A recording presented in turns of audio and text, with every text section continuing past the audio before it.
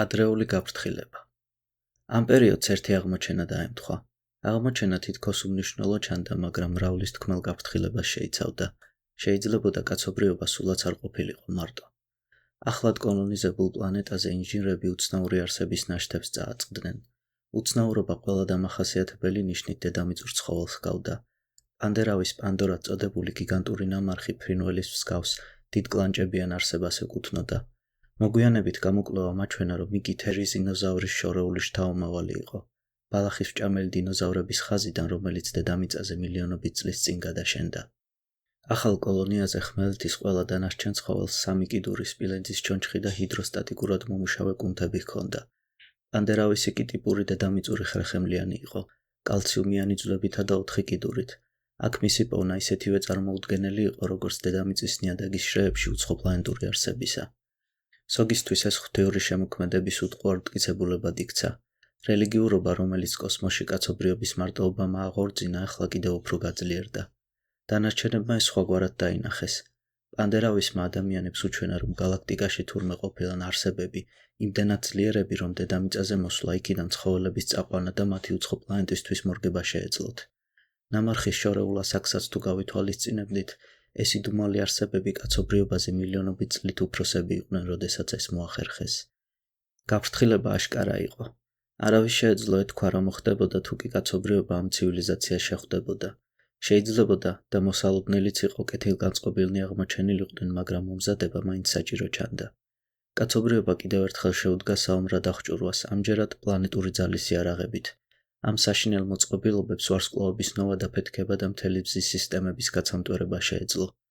სამწუხაროდ, როცა დრო დადგა, ეს იარაღებიც არ აღმოჩნდა საკმარისი. სურათზე პანდერავისის რეკონსტრუქცია.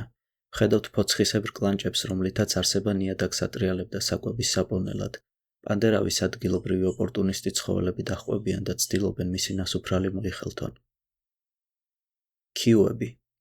კონტაქტი აუცილებლად მოხდებოდა. არათუ სამყარომ, მხოლოდ გალაქტიკაც კი მეტისმეტად დიდი იყო იმისთვის, რომ მასში ინტელექტი ერთზე მეტ სახეობას არ განევითარებინა. რაც უფრო გვიან შედგებოდა კონტაქტი, მით უფრო ძლიერი იქნებოდა მისგან გამოწვეული კულტურული შოკი. ადამიანთა შემთხვევაში ეს კულტურული შოკი მაშინდელი კაცობრიობის სრული გადაშენება აღმოჩნდა. კიუებად წოდებული უცხოპლანეტელების სახეობა თითქმის მილიარდ წელს ითვლიდა. კიუები გალაქტიკური მომთაბარეები იყვნენ და გრძელი ეპოქები გალაქტიკის ერთი სპირალური მკლავიდან მეორეში გადასახლებაში გაჰყავდათ. მოგზაურობისას განუწყვეტლივ ცვლიდნენ და იუმჯობესებდნენ თავებს, ვიდრე გენური და ნანოტექნოლოგიური манипуляციის დიდ ოსტატებად არ იქცნენ.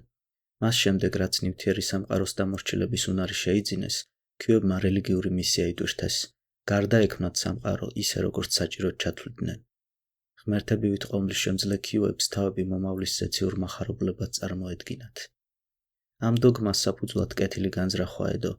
თავის დროზე ეს იყო მცდელობა, რასაც საკუთარი ძლიერებისგან დაეცვა, მაგრამ ბრმა ფანატიკურმა რწმენამ კიუები ურჩხულებად აქცია. მათთვის კაცობრიობა და მთელი მისი მიღწევები უბრალოდ გარდაქმნადი საგანი იყო.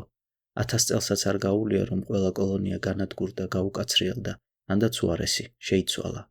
გამწარებული შეიარაღების მიუხედავად ადამიანებმა მილიარდწლოვან მტრებთან ვერაფერს მიაღწიეს, გარდა წინააღმდეგობის რამდენიმე ეფემერული გაელვებისა. კაცობრიობა, ოდესღაც ვარსკვლავების პატონ-პატრონი გადაშენდა, მაგრამ ადამიანები არ გადაშენებულან. სურათზე გამარჯვებული კიუ და დაცემული ადამიანი. კიუს მარცხნივ ჰაერში ნანოტექნოლოგიური დრონი ჩანს, მარჯვნივ გენმოდიფიცირებული მაძიებელი ორგანიზმი. გამქრალი კაცობრიობა. ადამიანთა პლანეტები, ეს ტერაფორმირებული ბაღები კიუებს უცნაურად სარიელი ეჩვენათ.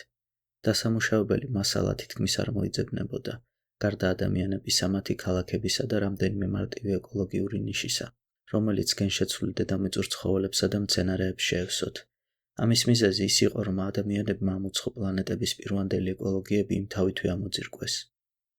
კიუები შეურაცხყო სხვა რასის მიერ სამყაროს გარდაქმნის მცდელობა. ურჯულოები იმით დასაჯეს, რომ თავიანთი შემოქმედების საშენ მასალად გამოიყენეს. ამან ადამიანის გონება სრულიად გააქრო, მაგრამ მეორე მხრივ სახეობის გენეტიკური მემკვიდრეობა უამრავ ახალ უცნაურ ფორმად შეიმოინახა.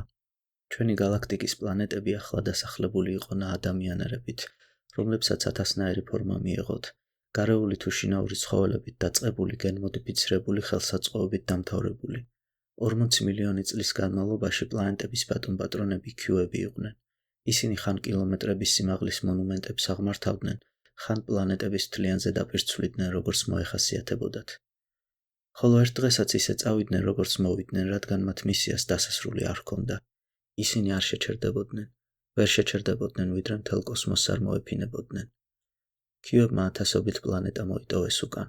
ყოველი მათგანი დაფარული იყო ეკოლოგიებითა და არსებებით, რომლებიც ოდესღაც ადამიანები იყვნენ. არსებების უდიდესი ნაწილი პატრონების წასვლისთანავე დაიღუპა. დანარჩენები გრძელვადიან არასტაბილურობებს ემსხვერპლნენ. სულ რამდენიმე პლანეტაზე კი ადამიანთა შთამომავლებმა მოახერხეს და გადარჩნენ. მათზე იყო დამოკიდებული ბედი ჩვენი სახეობისა, რომელიც ისე შეცვლილიყო, ვეღარც იცნობდით. ჭიაყელები. მათი პლანეტა მცხუნვარე მზის ქვეშ ხრუკებოდა, რომლის სიცხე თავის დროზე Q-ებს გაენძაფრებინათ. პლანეტის ზედაპირზე უსასრულოდ ვარვარებდა მკვდარი ქალაქების ნაშთები, ძველ ღუმელში შეყრილი დამსხვრეული ქანდაკებებივით, მაგრამ ამ სასტიკ ადგილას სიცოცხლე მაინც გრძელდებოდა. ზედაპირი კრისტალურ მცენარეებს დაეფარათ და ჟანგბადს გამოიმუშავებდნენ ცხოველებისთვის, რომლებსაც მიწის ქვეშეთი გაევსოთ. ამ ცხოველთაგან ერთ-ერთი სახეობა წინაპრების მკლავზე ოდნავ უფრო დიდი, ერთადერთი გადარჩენილი ხერხემლიანი იყო და ამასთან ერთად ამ პლანეტაზე ვარსკვლავების ხალხის უკანასკნელი მემკვიდრეც. გენური ჩარევებისგან თავით ფეხამდე შეცვლილი არსებები ერთი შეხედვით ფერმკრთალ დიდრონ ჭიაყელებს გავდნენ. მიწის სათხრელად განკუთვნილი პაწია სუსტი ხელფეხი იყო ერთადერთი, რაც მათ კეთილშობილურ წარმომავლობას ამხელდა. ამის გამოკლებით ყველა დანარჩენი ორგანო გამარტივებული და მიწის ქვეშ ცხოვრებისთვის მორგებული ჰქონდათ. თვალების ადგილას ქინძის თავები ესხდათ, აღარც კბილები ჰქონდათ, აღარც გარეყურები და აღარც ნახევარი ნერვული სისტემა. ამ ნაადამიანართა ცხოვრება მიწის უბნისნოთხრას არ ცდებოდა. თუ კი რაიმე საკვებს გადააწყდებოდნენ, ჭამდნენ, თუ კი თავისნაირებს გადააწყდებოდნენ, ხანდახან მათაც ჭამდნენ. მაგრამ ძირითადად წყვილდებოდნენ, მრავლდებოდნენ და გენებში ადამიანურობის მისხალი შეინარჩუნეს. ეს დროთა განმავლობაში გამოადგათ. ტიტანები. დიდი ხნის წინ განადგურებული ავანპოსტ კოლონიის უსასრულო სავანაში ვეებერთელა ცხოველები დაალაჯებდნენ. ეს ბეჰემოტები, რომლებიც სიგრძეში 40 მეტრს აჭარბებდნენ, სინამდვილეში ვარსკვლავების ხალხის გარდაქმნილი შთამომავლები იყვნენ. მათ ადამიანურ წარმომავლობას რამდენიმე დეტალი ამხელდა. უზარმაზარ წინა ფეხებზე ჯერად შერჩენოდათ კოტიტაცერები, რომლებიც ახლა ზუსტი მანიპულაციისთვის უსარგებლო იყო, ხეების ამოთხრისთვის თუღა გამოდგებოდა. ეს დანაკარგი იმით აინაზღაურეს, რომ ქვედა ტუჩი კუნთოვან ხორთუმის მაგვარ ორგანოდ განუვითარდათ, ადრინდელი დედამიწის სპილოებივით. მართალია ტიტანები გაპირუტყვებულები იყვნენ, მაგრამ galaktikაში დარჩენილ ქვე-ადამიანებს შორის გონიერებით ცოტას თუ ჩამორჩებოდნენ. მათი დიდი ზომა-წონა განვითარებული ტვინის საშუალებას იძლეოდა და თანდათანობით აზროვნება დაუბრუნდათ. ტუჩ-ხორთუმებით ხის დახვეწილი ორნამენტები გამოჰყავდათ, ჩარდახების მსგავს საცხოვრებლებს იშენებდნენ და პრიმიტიული მიწათმოქმედებაც კი წამოიწყეს. ერთ ადგილზე დაფუძნებული ცხოვრების შედეგად ენამ და სიტყვიერება მიფეთქა. ვრცელველებზე ბუბუნახმებით გაისმოდა მითები და ლეგენდები შორეულ თითქმის მივიწყებულ წარსულზე. არ იყო რთული წარმოსადგენი, რომ რამდენიმე ათასი წლის შემდეგ კაცობრიობა ამ პრიმიტიული ტიტანების ხაზით აღმდგარიყო. სამწუხაროდ ტიტანების მშობელი პლანეტა კატასტროფულმა გამყინვარებამ მოიცვა და კეთილი გოლიათები სამუდამოდ გაუჩინარდნენ. მტაცებლები და საკბილოები. რეგრესირებული მტაცებლები ხშირი სანახაობა იყო კაცობრიობის გაველურებულ პლანეტებზე. ბევრგან ისინი ადრინდელი თქმულებების ვამპირებს, მაგციებსა თუ გობლინებს ჩამოჰგავდნენ და მათსავით ქვე-ადამიან მსხვერპლზე ნადირობდნენ, შესაბამისი იარაღებით. ზოგს ოება სახეზე დიდი ეშვები ესხასხვები მსხვერპლს კლანჭებიანი ფეხებით ფლეთდნენ, მაგრამ ყველაზე გავრცელებულნაირ სახეობებს ბასრი ბრჭყალები შეცვლილი ხელების თითებზე ამოსვლოდათ. ამ მტაცებელთა შორის ყველაზე წარმატებული სახეობა კაცობრიობის ერთ-ერთ პირველ კოლონიაზე ბინადრობდა. წინა თათების ცერათითზე კლანჭის დანასავით გამოშლა შეეძლოთ. დიდ თავებს დაღრენილი ყბები წვეტიანი კბილებით დახუმძლოდათ და გრძელი ფაქიზი ყურები ჰქონდათ. ამ ყველაფრის წყალობით მშობლიურ პლანეტაზე გაბატონებულ მტაცებლებად იქცნენ.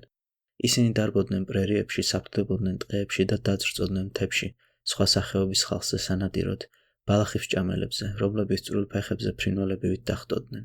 ისინი ბოლომდე ცხოველებად გადაგვარებულიყვნენ. მონადირეებმა კი ევოლუციურ ზრდობაში გონიერების ნაბერძგლის შენარჩუნება მოახერხეს.